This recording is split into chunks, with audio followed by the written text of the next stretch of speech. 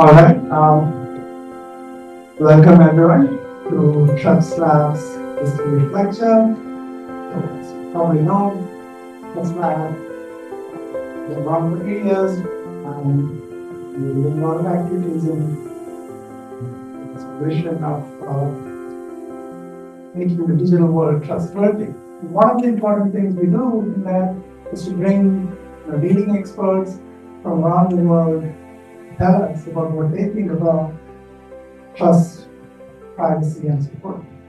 In the past, we have had some distinguished speakers as part of Trust Summit keynotes. We had Dr. Talman, Professor Shafi was there. He was very informative talks. And today, we have a very special speaker, Professor Helen Nissenbaum. She's a philosopher, and let me introduce. So, Professor Helen Nissenbaum is the Andrew H. and R. Tisch Professor of Information Science and the founding director of the Digital Life Initiative at Cornell Tech. Her research spans issues of bias, trust, security, autonomy, and accountability in digital systems, most notably privacy as contextual integrity, which is what she'll be telling us about today.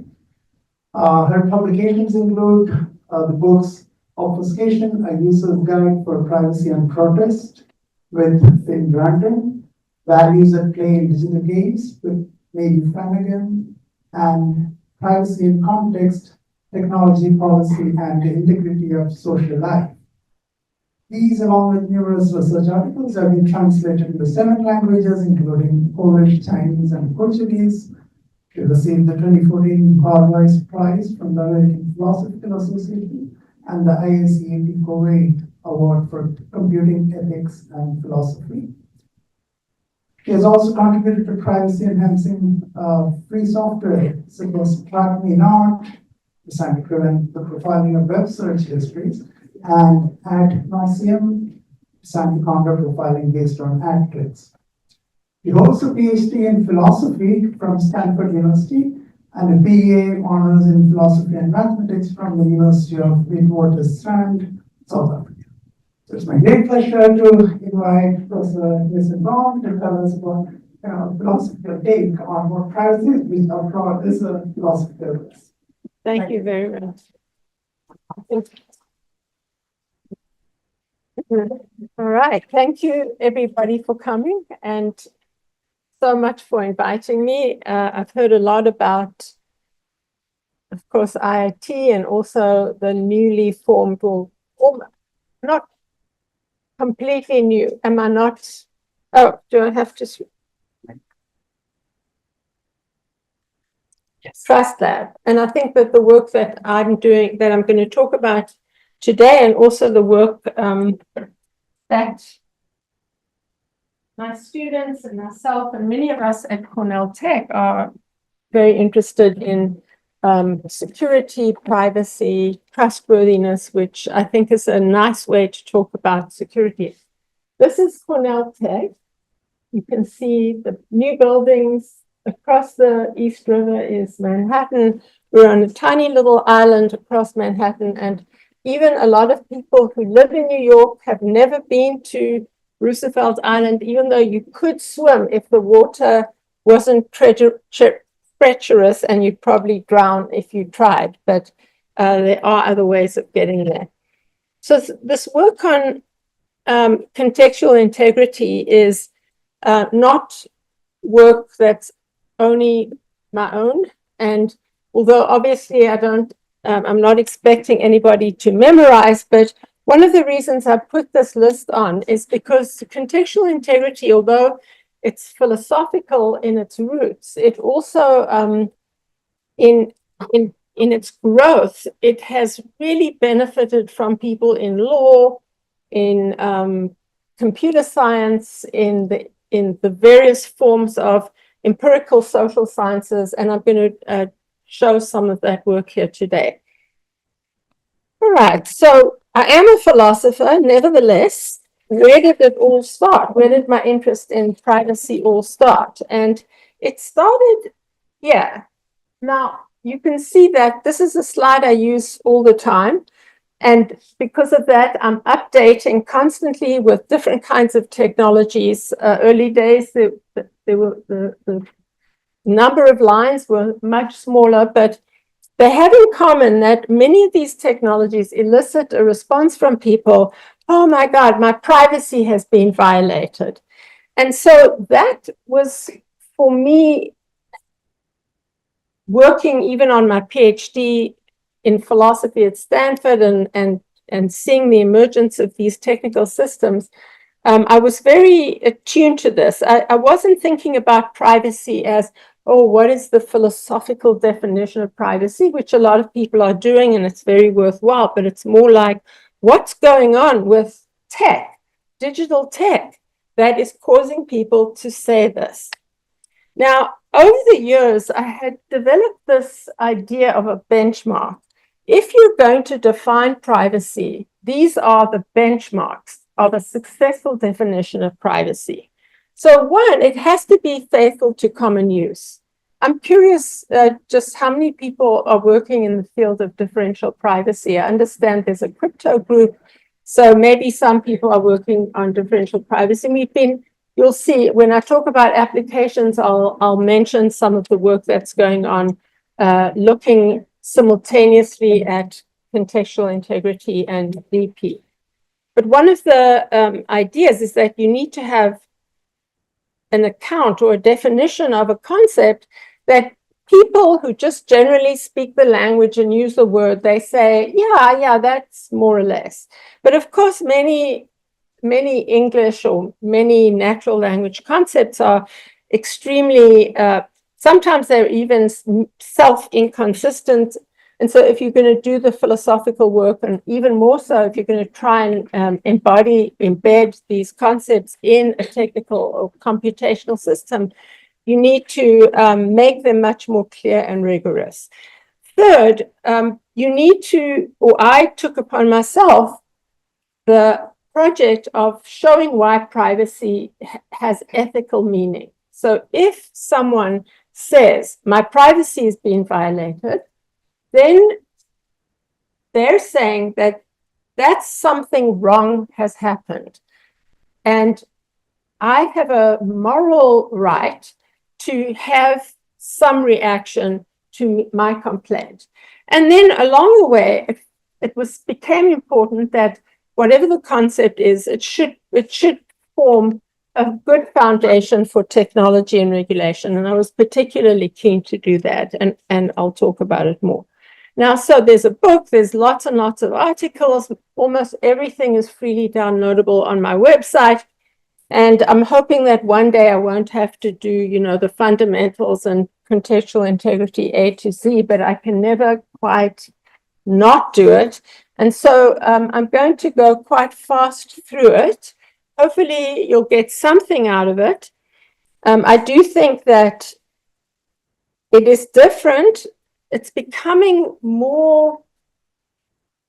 There was a period of time where we were always, those of us who were working on it felt like we were fighting from the bottom. We were the small guy, but it's become increasingly accepted.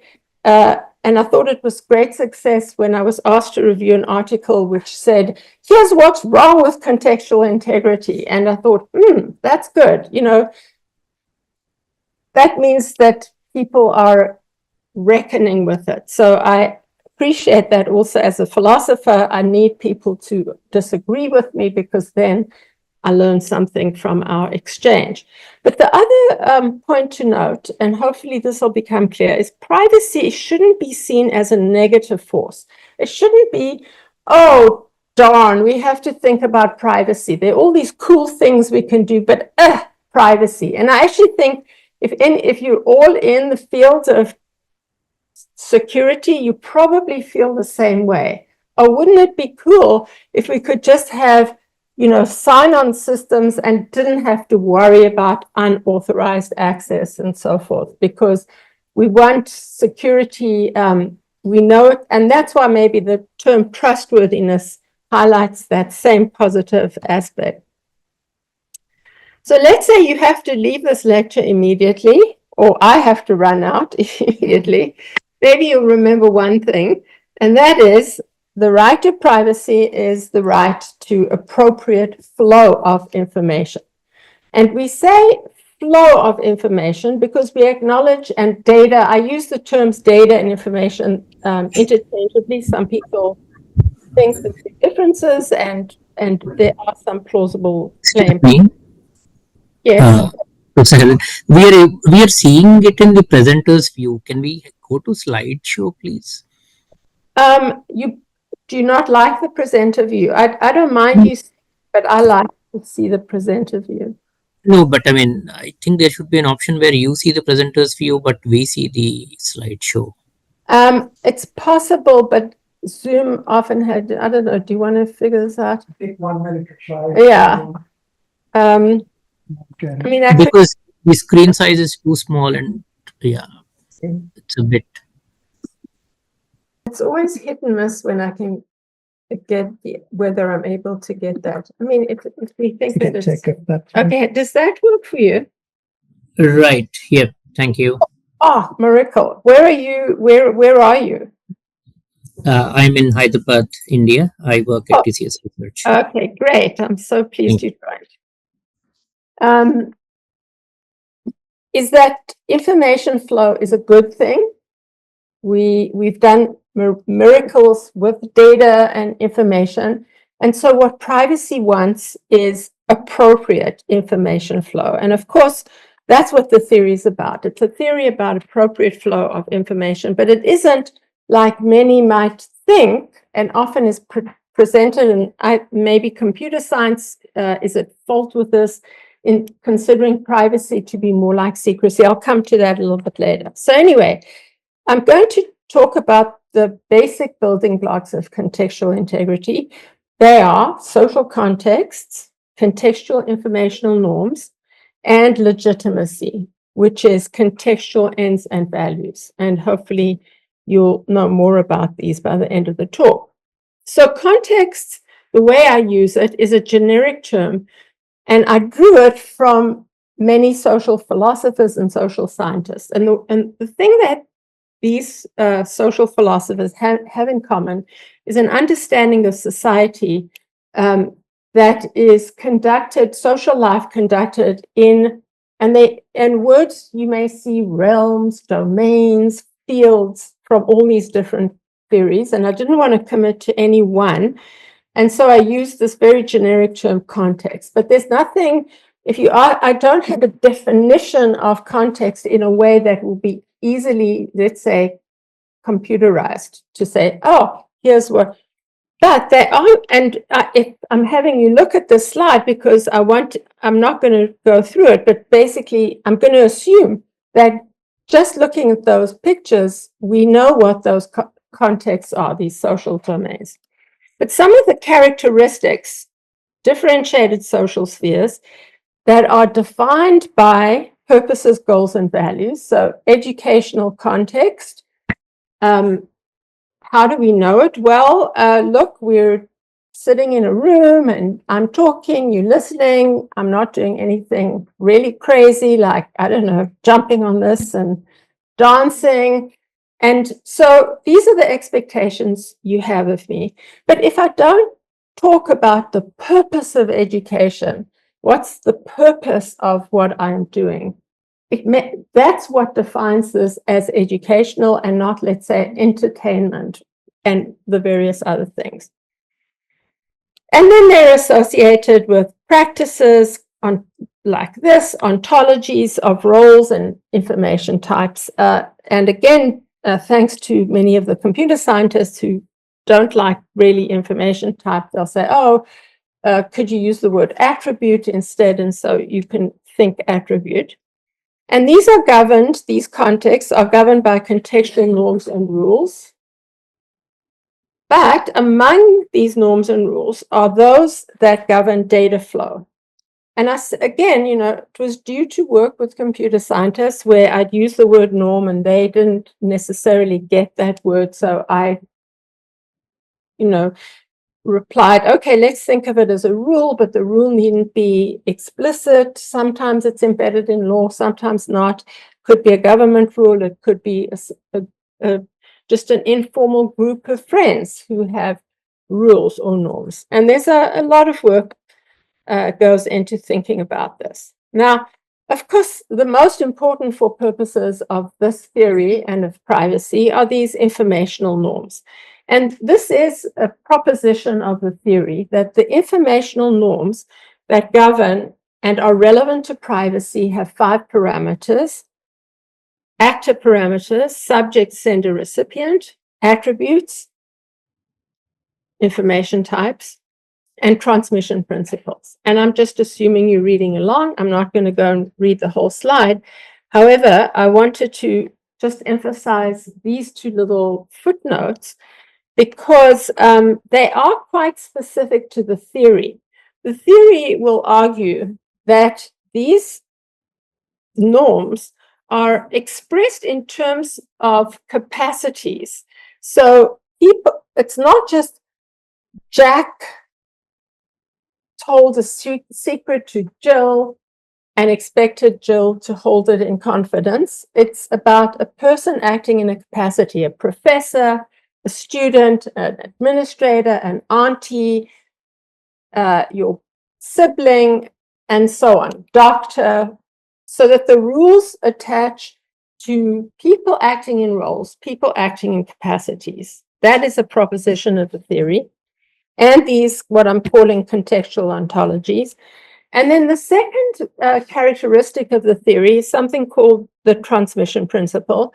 And it's something we know, but we often don't highlight. So it's about how the information flows from one party to another. Does it flow in confidence? Does it flow with consent? Maybe it just flows with notice and consent is not required, and so on. It could be with authorization. That's a data flow. So if you're getting a mortgage, your bank is authorized to, your bank is authorized to share information about your financial soundness and so forth. So this is the transmission principle. And here are some just silly cases just to show you how it looks. And it has been interesting. When I had presented it in China, I had said something like universities must provide students with parents with information about their children's academic progress with children's permission. And the Chinese audience said, no, not in China. If your parents want your grades, they can just get it. So I don't know that it's not an exception. It's not a problem for the theory that there are cultural and historical differences. Now, this was early work. And you can see that actually this is already the next phase of work led by Anupam Datta and some of his PhD students, but this was early work we did with John Mitchell at Stanford when we were on a grant together, where they're a group who are involved in formal logic, formal languages, and they had this idea that you could take the norm and you could formalize it. And that was very exciting to me. I'm going to just present some of the technical stuff in slides, but I'm not going to go into it just because I couldn't really do a good job. But I do want to wave a hand so that you see. And this was really the earliest moment of connecting with computer science to see, oh, this is a philosophical theory, but it seems to have relevance for people in technical fields. Very important about contextual integrity is that all the parameters matter. And you'll see later why this is relevant, but if you either want to define a rule or you want to describe a flow that maybe you've created an app or you're creating a database and you want access controls, whatever it is, you need to understand the flow of information that your system allows in terms of all 5 parameters. And if you don't, then it's an incomplete description, or the rule itself is incomplete or ambiguous. So out of this work has arisen a heuristic, which, as I was saying, either it's to evaluate a technology or it's to inform design if you're interested in being conscientious and taking care of privacy. You have a case, you describe the flow, you see whether there is a relevant norm, and each of these things, each of these activities, there's research, some you'll see, but I'll, just please trust me and you can verify later on. So you check conformance. If there's conformance, we say, okay, if there isn't conformance, then we don't say no. We make a presumption in favor of no, and we may want to push further to check what the correct response is. Now, when I remember this very clearly, I was developing contextual integrity, very, very early days. Google Maps had come out with Street View. The engineers were getting walloped from all sides. Oh, my privacy is violated. Oh, look at that. I was coming out of a strip joint and it captures me and it shows me. In Japan in particular, they were very upset that the front portions of their homes became visible for all the world to see. The lead engineer said, what's the problem? Nothing's changed. Public is public. And there he missed something. He missed the radical change in information flow that happens, and now in retrospect seems obvious, when you're taking this image and you're posting it online within Google Maps or not.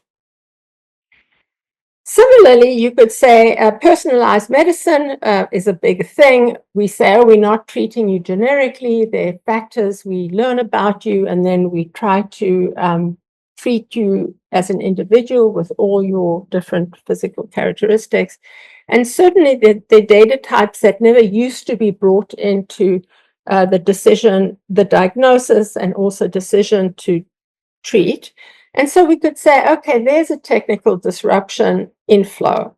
And now, just those are two examples, but everywhere you look with the big firms, now I'm focusing here on health tracking, but any of the apps, IoT, mobile, web systems, and so on. And I should say, if anyone's interested, we have an article that's just come out called The Great Regulatory Dodge, where we look specifically at some of the problems with fertility tracking apps and some of the major privacy concerns. And it is seen through the lens of contextual integrity. Okay, so first approximation of a definition. We say privacy is satisfied if information flows conform with entrenched informational norms.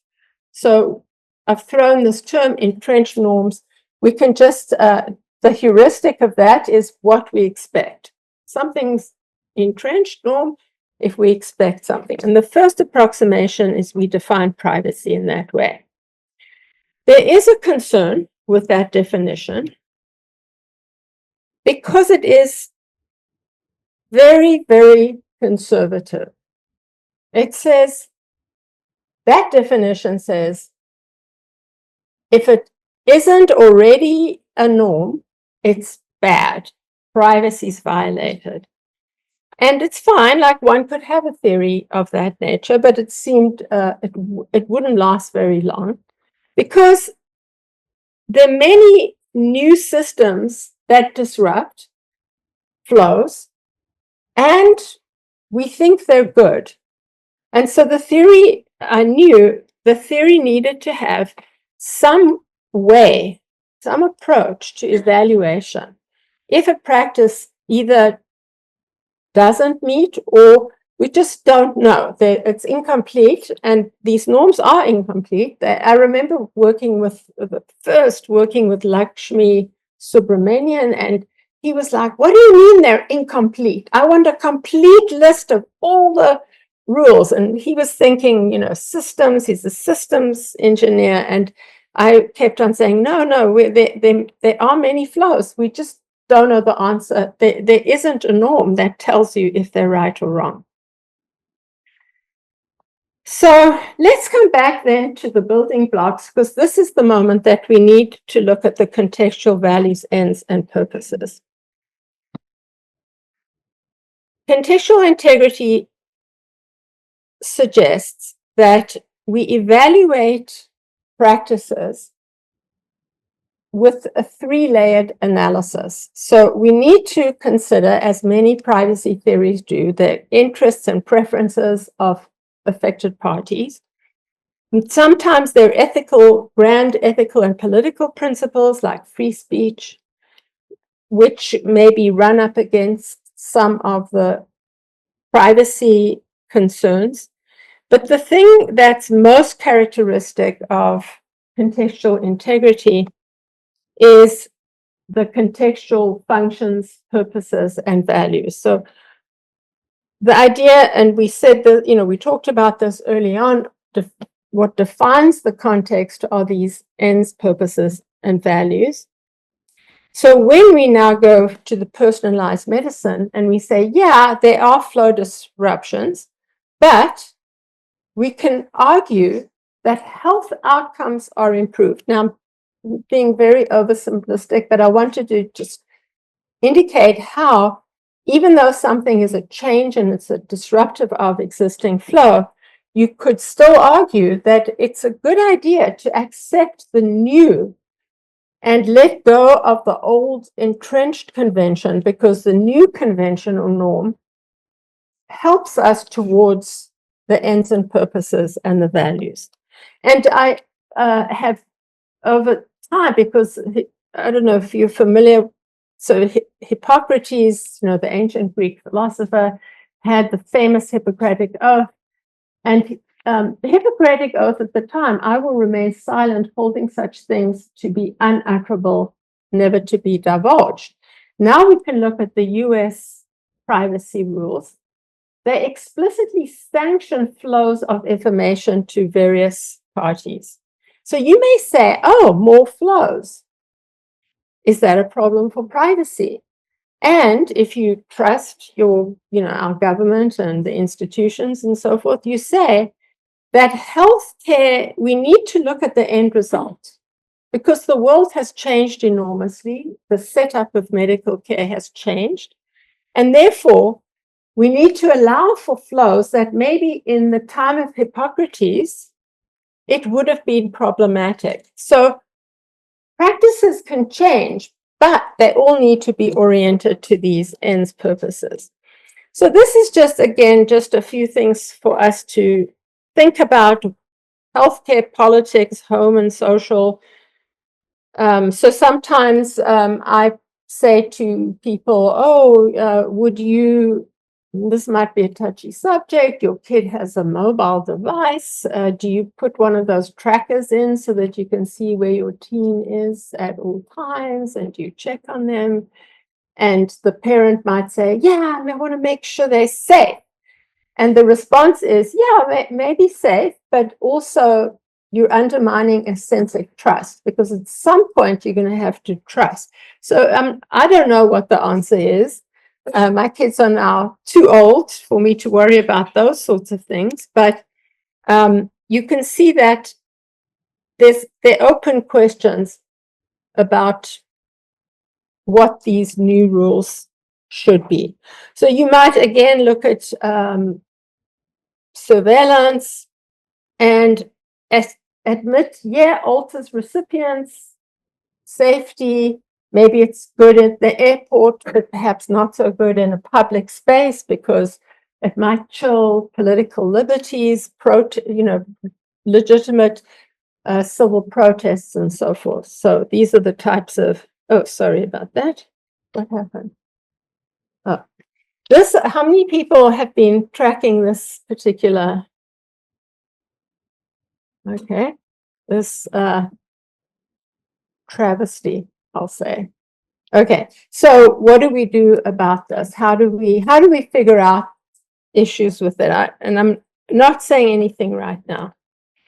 So now we have a revised definition, which is it meets legitimacy criteria, and by that you mean we've done this analysis, or it conforms with legitimate informational norms. And those are the norms that where you've gone through this reasoning. Now, if you come back to the benchmark, what I've just talked about, I'm not going to do the clear and rigorous. I hope it has been. The reveals privacy's ethical significance. I hope I've talked about that. I'm going to also talk a little bit about faithful to common use. And one way we can figure this out is by asking that it's been helpful to me, and often we understand a theory by comparing it to other theories that may be more familiar. And there are several possibilities, but I wanted to highlight two,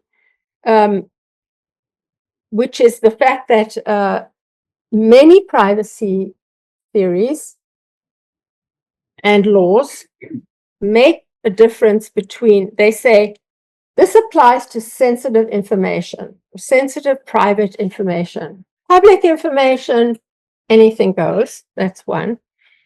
And then also maybe the most predominant is a definition of privacy as control over personal information, and contextual integrity takes that on board, but it doesn't limit privacy to that.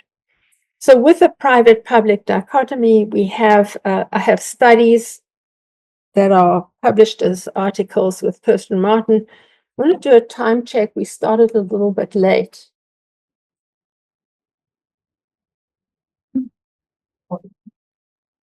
All together? Oh, I don't know, maybe 15 to speak. If that's all right. And then, did you say 14 or 40? Oh, okay. Then I was like, no, I'm going to bargain you for one more minute. So these are studies.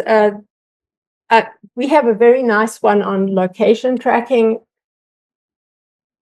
which I invite you. There's an article that you can read in case some of you are working on location tracking. But this is really just to demonstrate that actually contextual integrity captures the common understanding, common conception of privacy more so than some of these others, the idea of a public-private.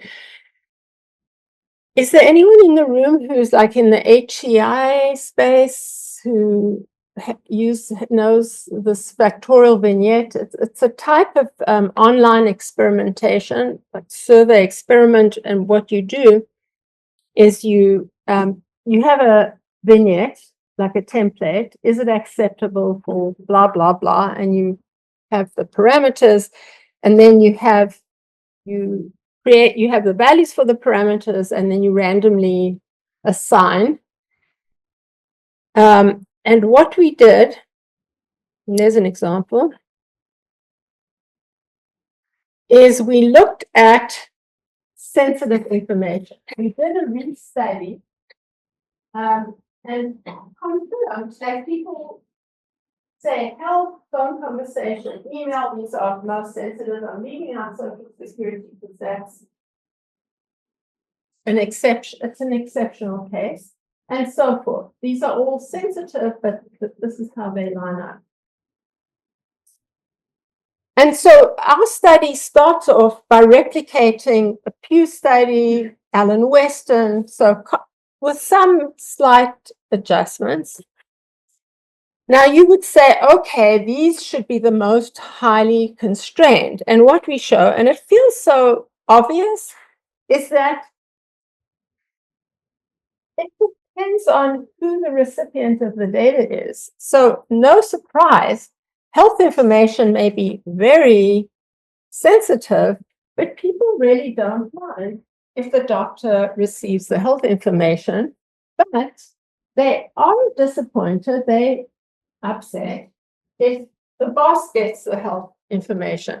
And so you're seeing, and we're calling this confounding variables, that it really depends on the values for the other parameters. we also, and this was in 2021, I did a series of studies with some folks in Germany, and it was almost like a natural experiment. Obviously, COVID was a tragedy, but it showed that people's acceptance of data flow, of health information, changed significantly from pre-COVID to, and then we were able to do the study while COVID was happening. And that, in my view, shows that it shows the impact of ends, purposes, and values, because it's arguing same recipients, but the ends, purposes, and values being served, people understood this. And so they were much more. Now, we haven't done a follow-up, but this would be something interesting to do. Similarly, we looked at public information. I don't know what the situation is in India. In the US, there's a whole range of data sets that are public information. So if you buy a house, this is public information. Anyone can type in the address or go to the courthouse and see exactly how many square feet, how much you paid for it, the address, and so on. Marriage, birth, death, those sorts of things. And in some states, whether you're a registered voter, which party you registered with, not what you voted, but that you voted. Here too, it was very interesting because we found that, again, people were very sensitive to whether the information was from a data broker, a government online, or the data or the subject themselves. Didn't matter that it was public, that anyone could get their hands on it, but it mattered who the data came from and the constraints under which that data flowed. So this is just the one-liner that the conclusion from those studies. And also, it really makes you question. Now, fast forward to the present time, OpenAI, and how many people have heard of Clearview AI?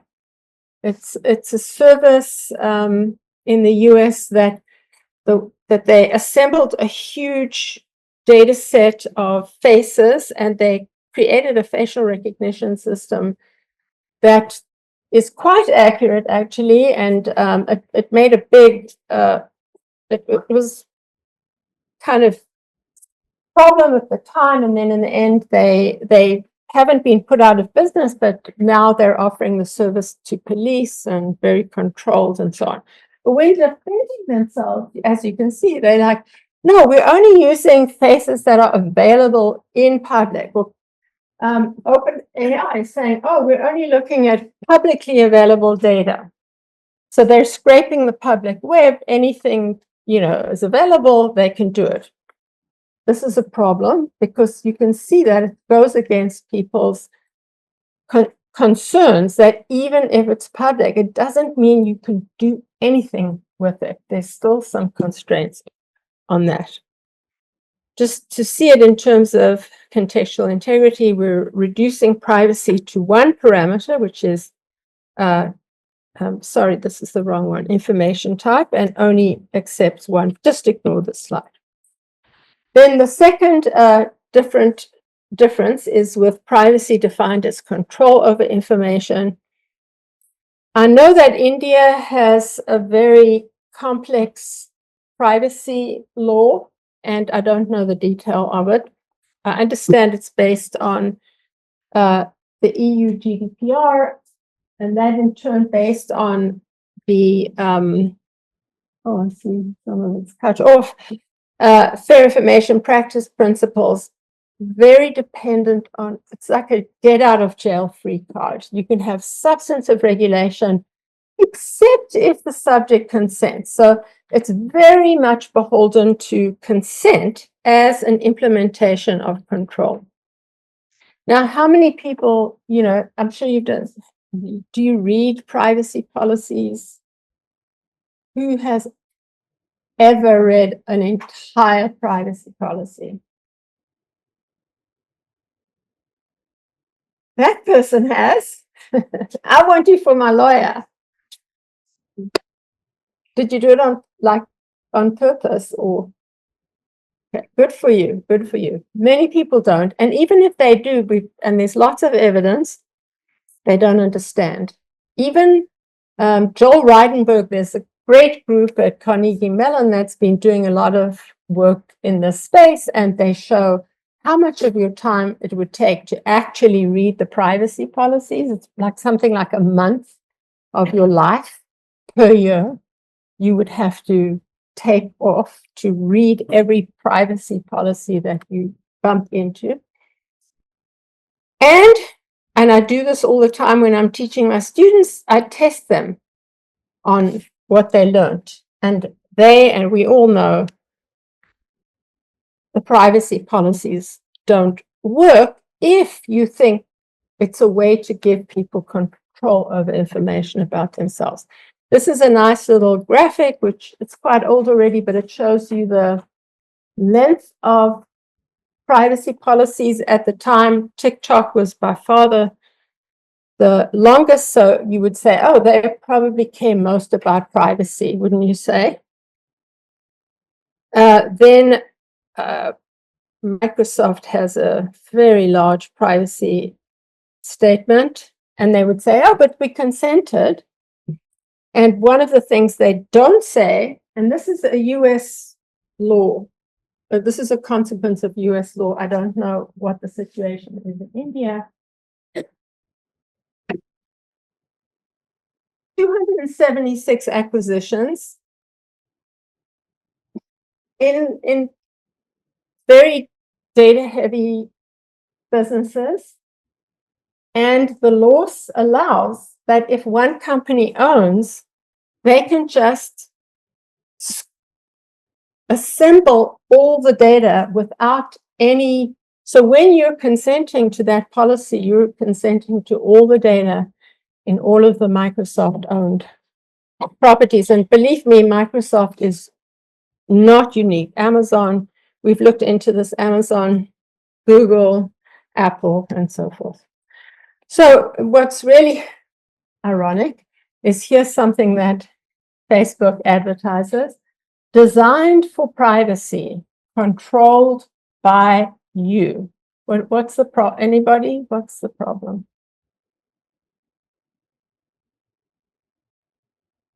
Who's you in this case? Come on, be brave. Well, no, well, what are they in the ad? What are they saying? Designed for privacy, controlled by you. It's yeah, of course, you're right, but the person wearing, we don't know anything about Meta, obviously Meta, and probably Ray-Ban. What's the problem with that? Yes, things. Yeah, exactly. I'm not worried about the person wearing. Actually, one should, because I think it has location tracking, and the idea is they're going to open it up to apps. So we don't actually know the full. And there were a group of students who hacked them such that they managed to create a facial recognition system, which they embedded in the glasses. So punts decisions to data subjects. Here are okay, so that's sort of the end of the fundamentals part. And this is a really fast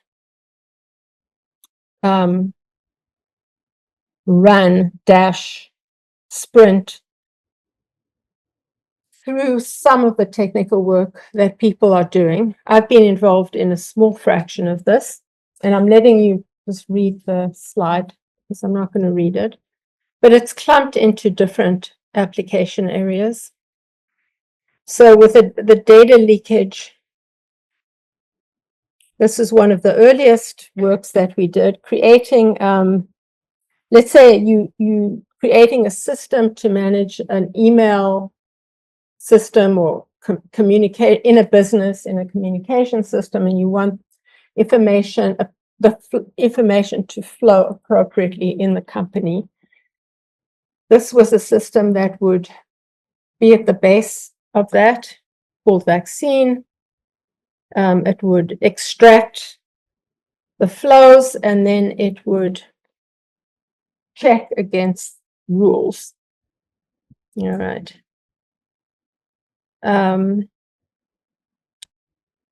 This was something on exposure notification, and there was some work that a group did, and I was nominally part of it, looking at privacy expectation in IoT smart homes. A second clump of technical work is in evaluation. So one of the groups looked at disaster system where people feel that, oh, I must give everything. There's a flood and I want the helicopter to know where I am. And here, take me, here's all the information about me. And some groups are working on education technology. Again, I don't know how US-centric it is. There's tons, especially after COVID, lots of learning management, online learning management system. And this group looked at some of the privacy practices and they were horrified. These are students from age 7 to 17. These are the edText things. We did a COVID vaccine certificate. This one is, I'm taking us back to the very early work, which is using CI parameters as a system for annotating rules. And one of the colleagues did this for privacy policies. So they used CI parameters to annotate some of it by hand, and now increasingly have embedded it into an AI system or an automated system. We looked at Facebook's, and you can see when we analyzed the Facebook, we analyzed just these couple of sentences from the Facebook. This explains why it's really, you can't follow these privacy policies because when you actually unpack them using the different statements, the different parameters, you see that that small bit of text is actually describes 126 possible flows. And they're now working on, as I said, an automated system. There's exciting, if there are people here working on LLMs and security and privacy, there's some interesting, this is very early days at the moment, working on the use of contextual integrity to model privacy in LLMs or agents based in LLMs. There's some articles if anyone's interested. This is a group at UW. This is a group at Hong Kong University of Science and Technology. And here's just my final slide, just to talk about a little bit of work that has made its way and finally into publication, looking at ways that it's not DP versus CI, but it's more like these theories are doing different things. Maybe together they can cover much more. And this is some ongoing work. Also, just wanted to tell you about an annual symposium on contextual integrity. Usually it's been in the US. This coming May, it's in Europe. So if anybody's near Brussels, come to the CI symposium. That's the end.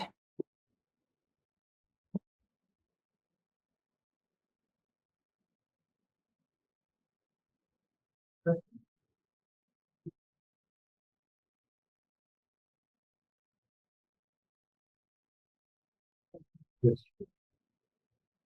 The data flow, there are two components. One is the real information that is being flown, and also the notion of identity or a public. You have to decouple them. But if you decouple, the question becomes how integrity can be enforced. So then you are going to take care of all the contextual integrity. Yeah. So I'm not sure. So some people would defend, oh, we can do anything with the data as long as we identify it. Is that more or less? Just like even the tokens, the tokens, the integrity has to be done, which essentially means there is some kind of a trusted party. In fact, even in the cooperatives, there is some trust in the doctor or all those things. Without the trust, yes, that means that integrity checking, I don't think you can preserve any intent. Maybe I misunderstood. First of all, 100% agree about that's why the recipient parameter must be there. Often you would hear people say, how do you feel about your COVID? This is during COVID. How would you feel about your COVID status being shared? And you're like, with who? For what reason? You know, so but what I do want to say is that how do we engender trust in those circumstances such that people would willingly and that society would accept that this information is willingly shared? And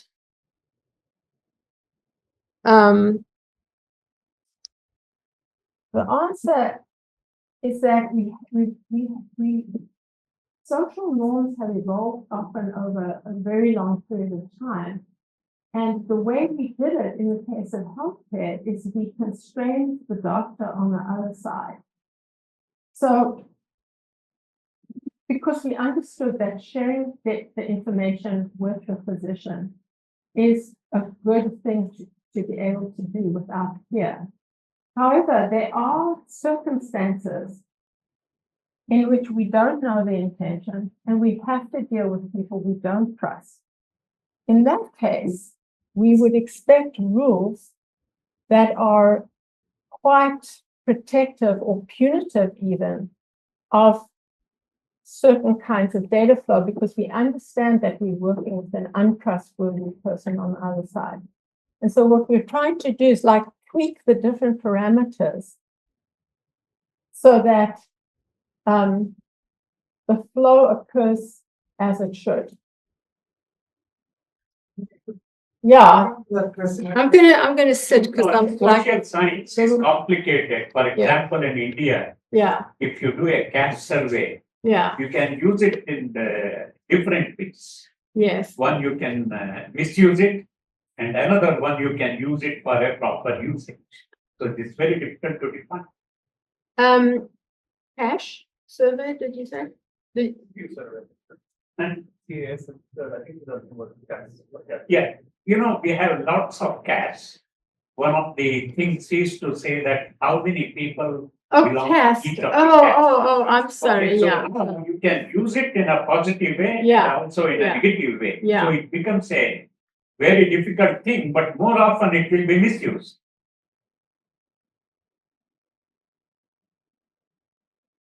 I mean, it's a very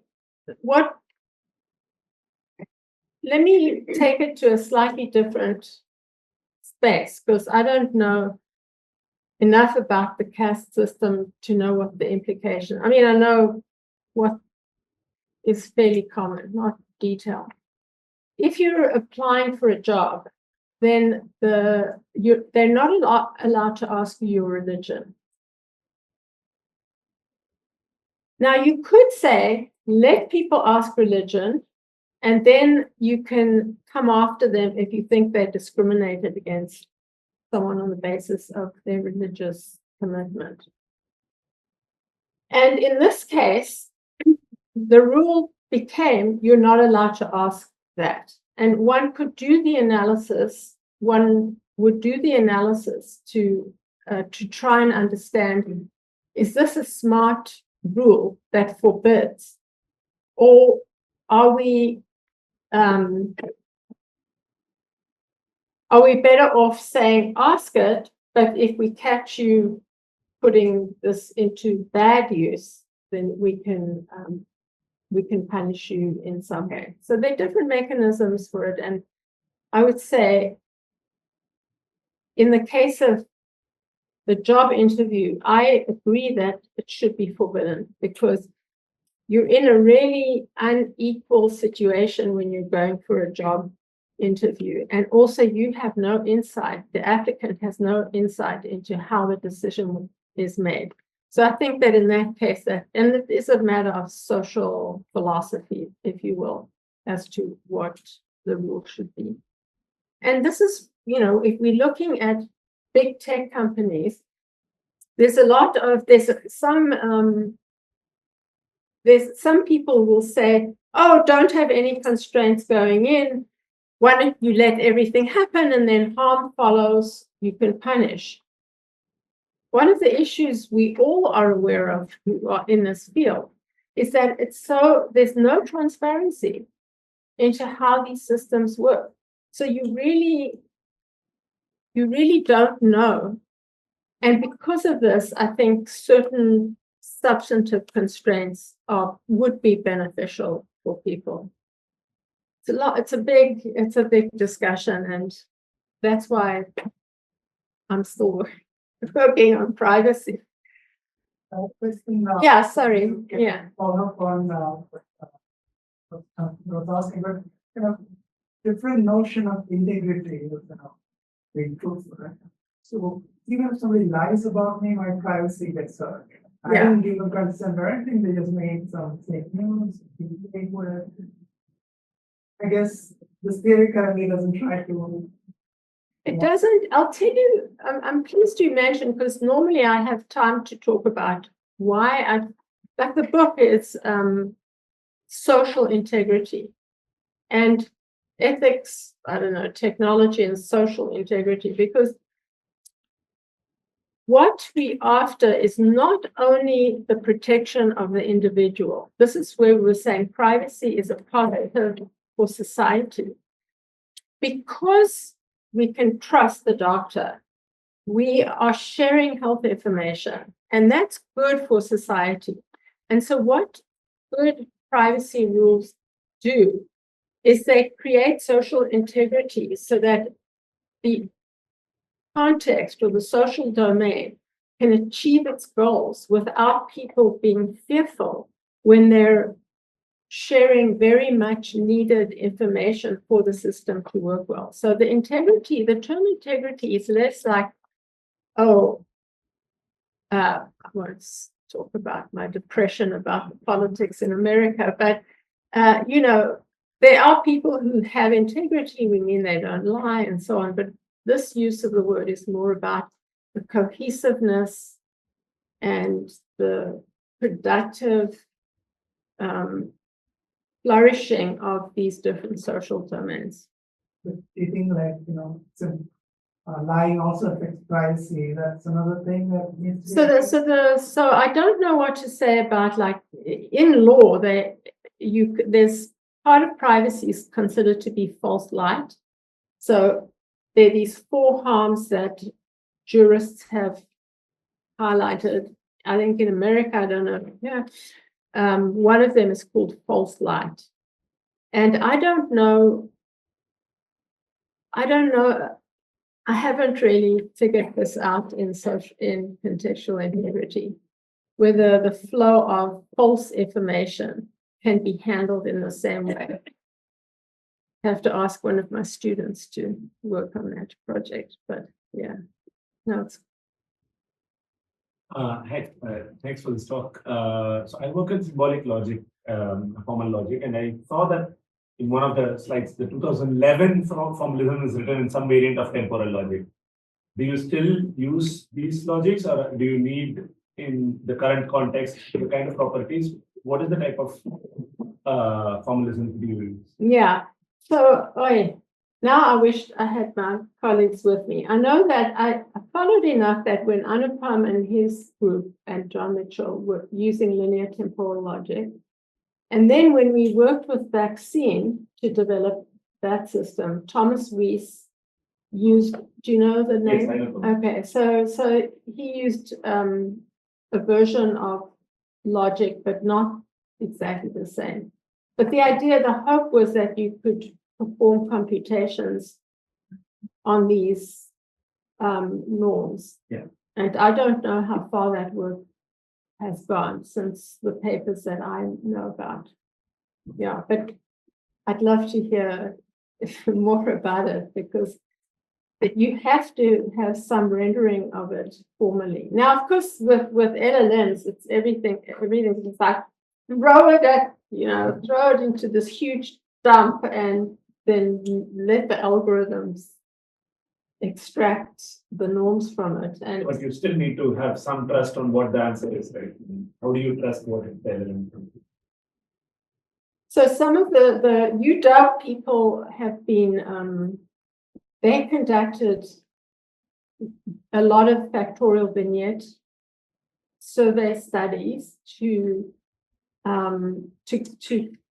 create like a standard, and then it could compare what the LLM was saying versus what their studies. But obviously, if you're going to do these human studies, it's much slower and cumbersome. But that's how, at the moment, we're learning about what norms, and usually we're focusing on specific contexts where the norms are already like intuitively fairly well known. I'm excited about that work with the LLM folks, just because I think that if they are successful, maybe they can implement contextual integrity at a much larger scale, with less painstaking labor. They establish the contextual integrity of what they do. Yeah, absolutely. Did you want? I have one question.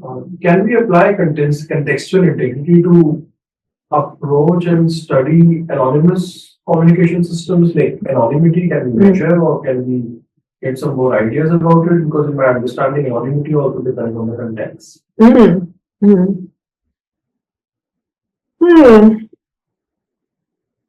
So often, I know that anonymity plays a big role in classic privacy work. I've often said, oh, anonymity, there's this one piece of data, like an attribute, which is